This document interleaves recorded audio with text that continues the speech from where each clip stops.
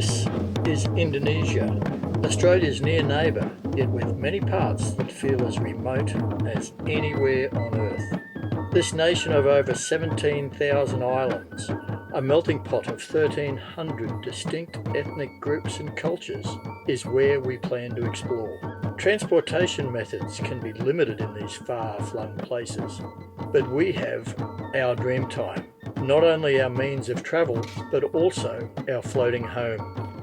We invite you to sail along with us on our 41-year-old ketch as we set out on an adventure of a lifetime. Welcome to Season 4, Dreamtime in Indonesia. We're Rob and Karen. We escape the 9-to-5 world to sail away and live life to its fullest, trying to make the most of each and every day. Welcome to a grey old morning here in Indonesia. We're leaving Bloat Beach this morning and going to do about 46 miles to an island that we're just going to anchor off a village at this evening or this afternoon. Yeah, grey old skies, but it does look like it should clear to mainly a sunny sort of day. That's what we're hoping anyway.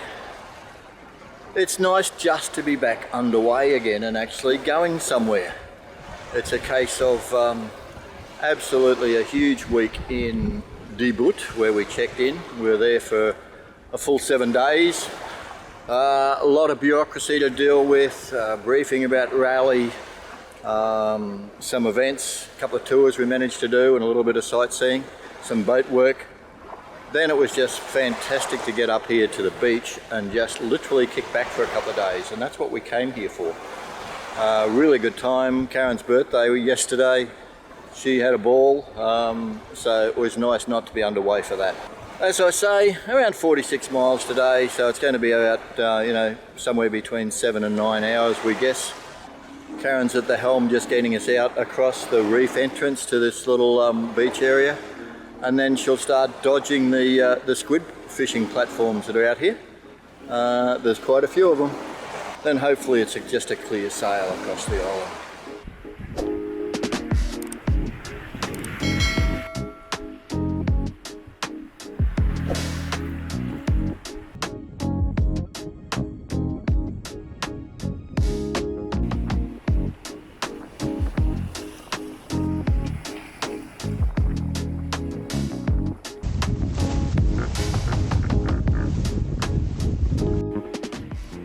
Averaging 7 knots at the moment, just for the head sail, in about 21 knots. 20, not bad. Very sloppy sea. There's another fan. Slides all the way to the port side.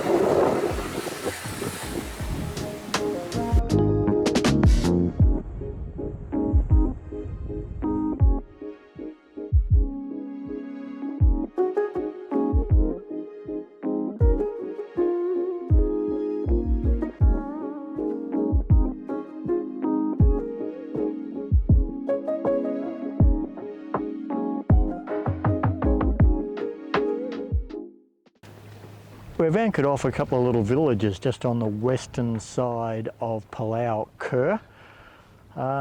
We've dropped the anchor in about 15-16 metres of water. We've hung back here and we're in about 24. But we seem to be holding pretty well. I stayed on the boat while Karen, Russell and Tanya took the dinghy in and did a bit of exploring. I'll be interested to hear what they found. It wasn't a bad passage across. We had 15, 20, sometimes into high 20s was behind us most of the way. We averaged 6.2 knots for the 47 miles and a very productive day, I guess. We've just island hopped. We've got a bit over 50 miles to do tomorrow heading northwest. And we're going to island hop our way all the way around to a place called Buru Island and catch up again with the rally in about 12, 13 days, something like that, about 2 weeks. The rest of them have gone to Banda, and there's been a lot of fun and games for the anchoring from what we're seeing in the chat that's going on. And quite frankly, there's too many boats for not enough harbour, so we're kind of glad that we decided to go island hopping. Meanwhile, the crew's back. I'm going to go and find out what it was like ashore. Woo! What a bunch. Hey, we did well. What did you discover ashore on Pulau Kur? Oh, wow, let us tell you. We were greeted by by knife-wielding adults and children with machetes. we were taken, we thought, hostage, but we weren't. We were taken to his house where all the machetes were put down, and then we were taken on a guided tour of their village, which was fantastic.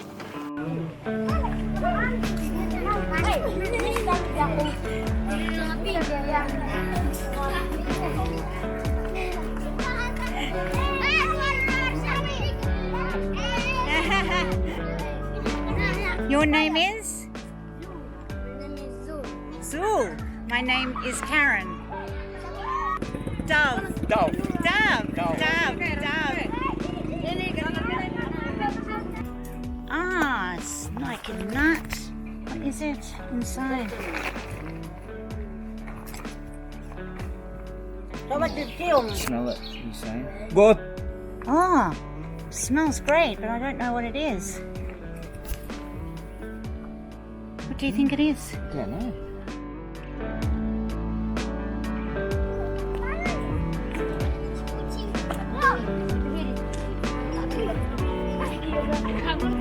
So how was that experience, Tanya? It was very daunting to begin with, but they soon put down their, what were they, machetes? Machetes? And I felt so much better.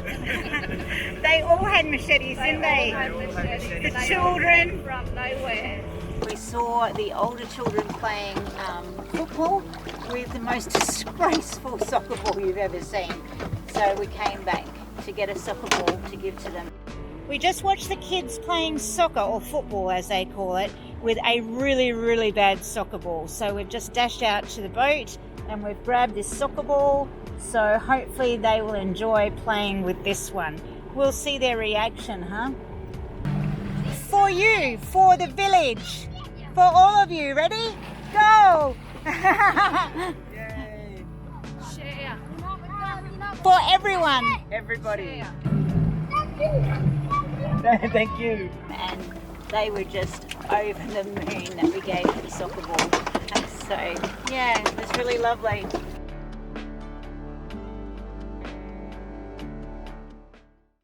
Well, good morning everyone. We are at Pulau Kur, K-U-R. It's a lovely little island with, just in front of us, three villages. We headed on in there yesterday afternoon when we arrived and had a great look around. We had a tour by machete wielding men and children. It's a bit scary at the beginning. Didn't quite know where we were going, but anyway.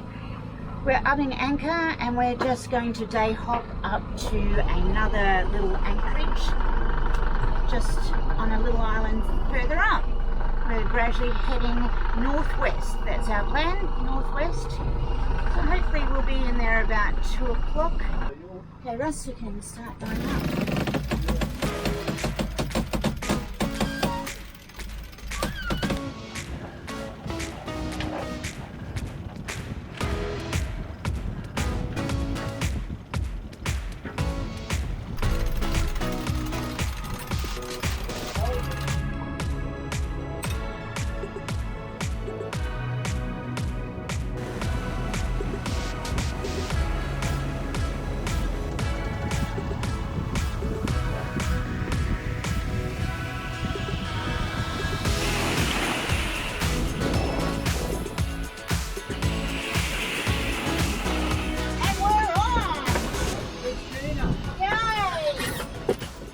You gonna slow him down?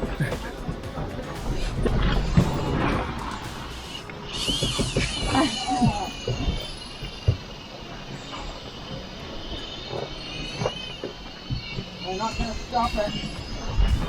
Please, way back there, look. Up the water.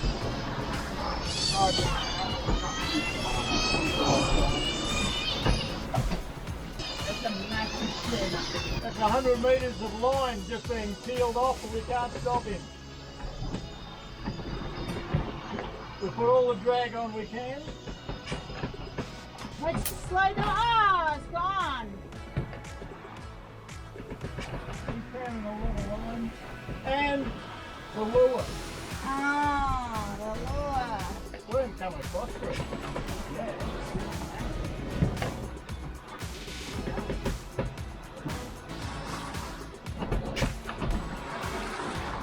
Well, all we could have done was come up. No, we couldn't have done Oh that. no, we couldn't have. Unless we got there. They're exciting. No, big. I said I could see something huge in there. Big yeah. king tuna. Big Oh, I could see the fish coming across to hit the lure.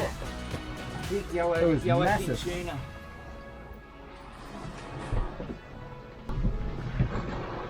That's the problem when you're on a sailboat. You can't. I got to tell you, I reckon on a game boat you would have been in trouble with that. Oh yeah. Once he turned at one stage and then just went.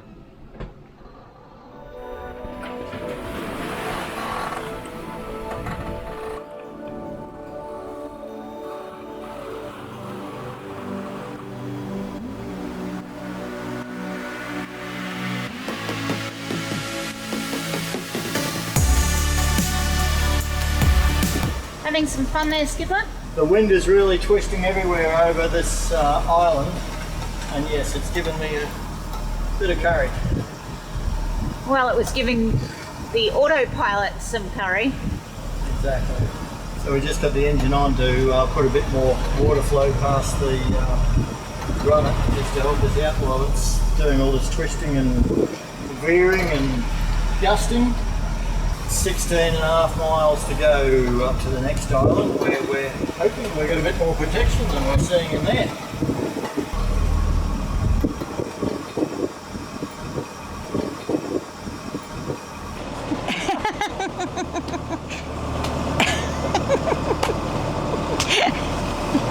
You see, sometimes plans just don't work out.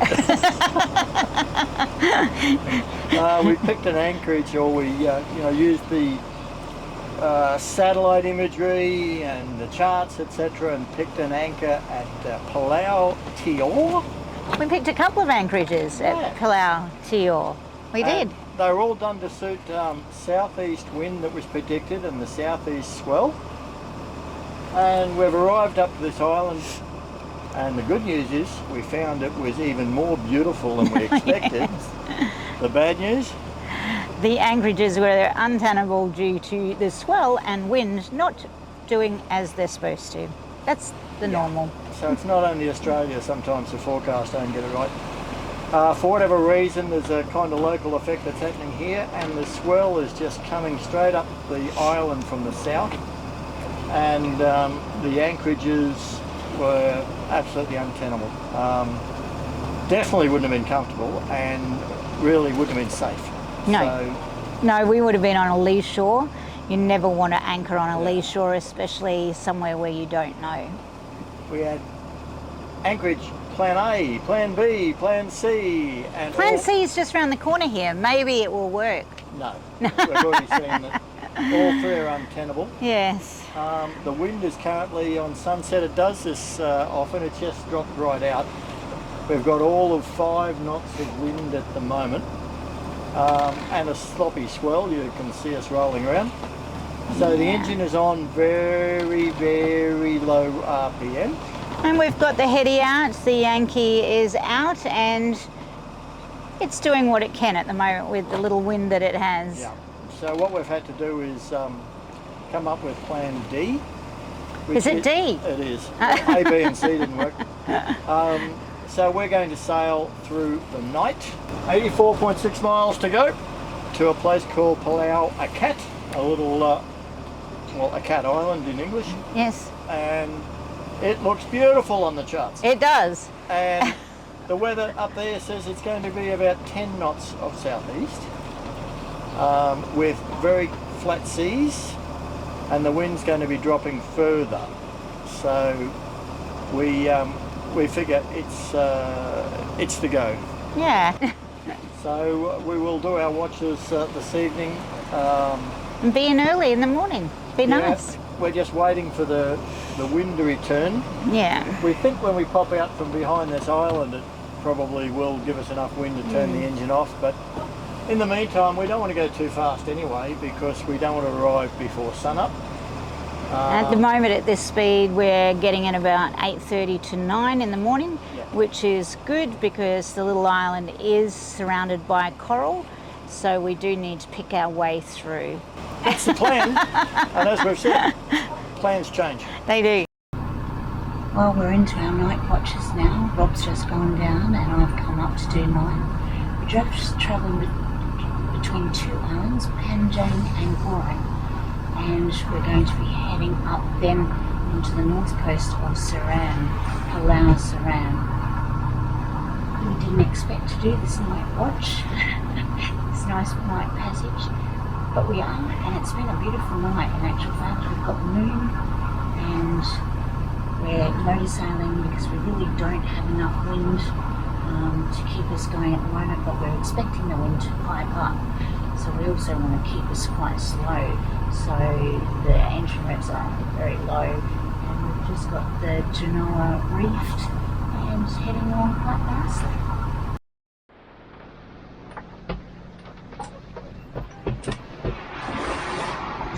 Well, good morning everyone. First watch for the day shift as I get up. The sun is just rising out there. Rob is heading back for a rest. Looks like we'll be at our destination in about 3 hours, which is very good. So it's 6 o'clock now, so 9 o'clock. Midnight last night I turned the engine off. We had a good 15 knots of wind and we've been able to sail ever since. Wind and swell is still southeasterly, and we're just trucking along. So hopefully Russell and Tony are getting some sleep, and we'll be there very shortly. It's always nice to know that you're going to be there very shortly, especially after an unexpected night watch, night passage. Anyway, nobody's reported any fishing floats or nets throughout the night. We've just been able to head on through and have no real worries. No AISs even, but that's even more of a concern really, because you have to keep your eyes peeled for the non-AISs, the fishing boats and canoes and such that are in Indonesia. But all looks good.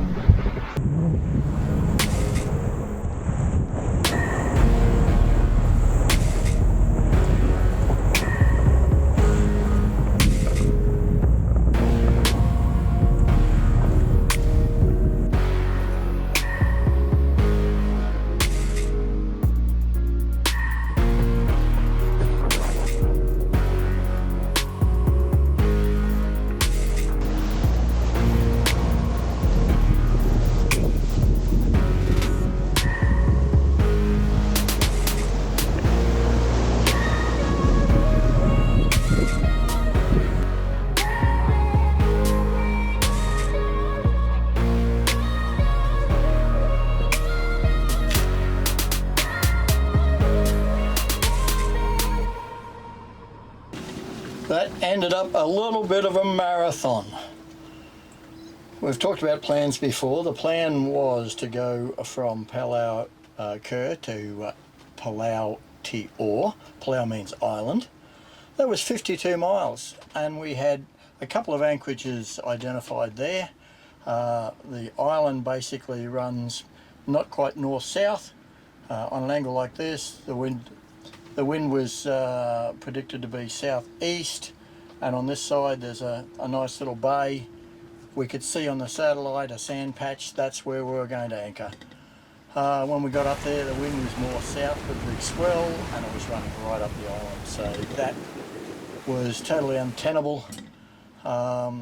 We didn't have enough daylight to reach our next day's destination, which we planned at Kei Kecil.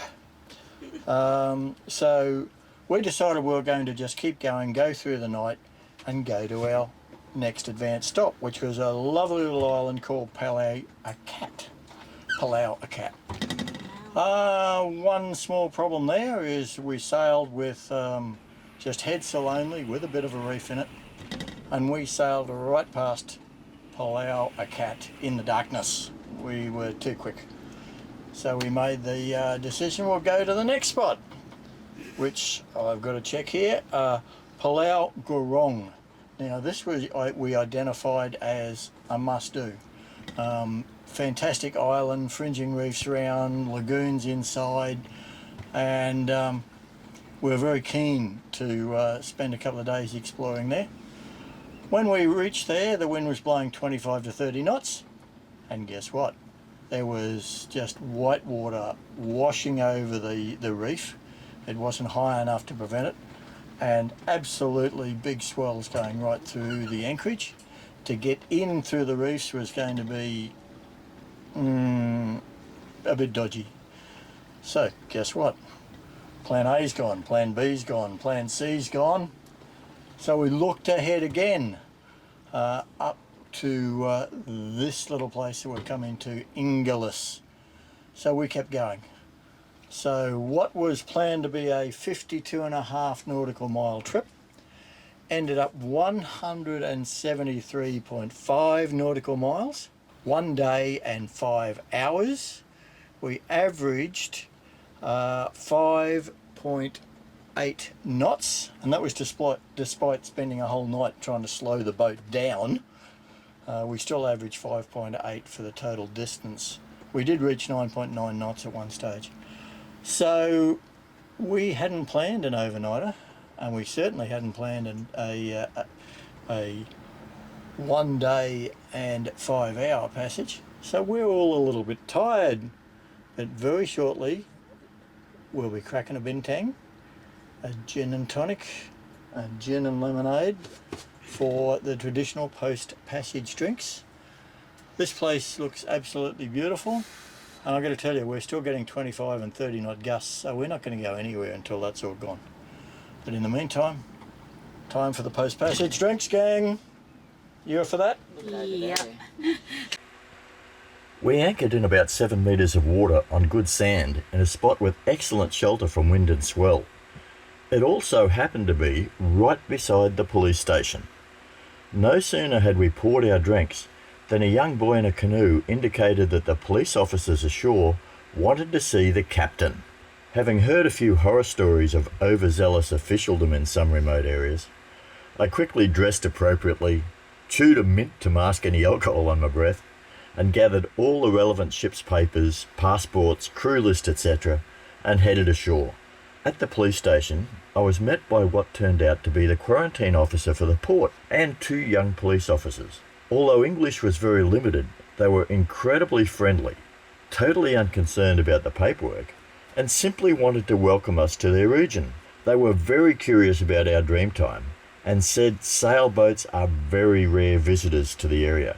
So I invited them to come out to see the boat, and a wonderful hour or so followed with much use of Google Translate, and even the quarantine officer phoning his university son to act as interpreter over the phone.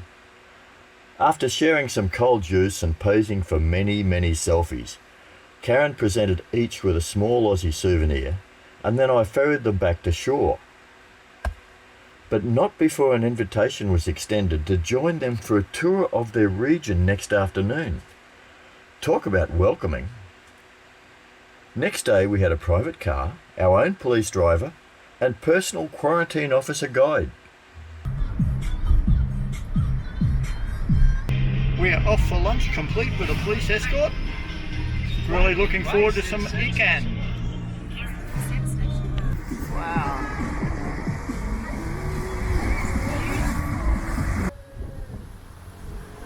Just going to lunch with the local police officers from the village that we were staying in, which is Seram. This is beef rendang. Then we have ikan. We have chicken, which is ayam. We have eggs, talu. We have chicken heart. Now I'm not sure, ayam is something, obviously. Chicken hearts, ikan, fish, goreng, mee goreng, noodles, fried noodles. And then we have vegetable in here. So we have zucchini and eggplant with capsicum and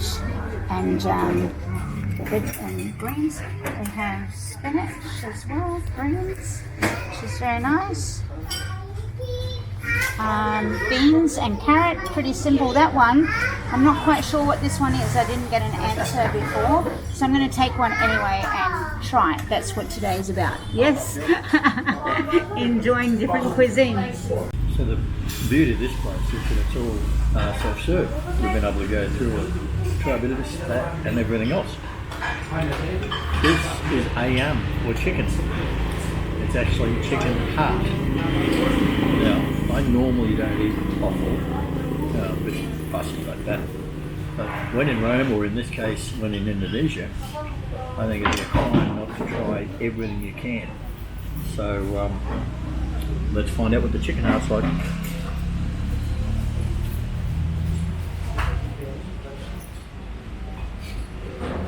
Heart is a muscle.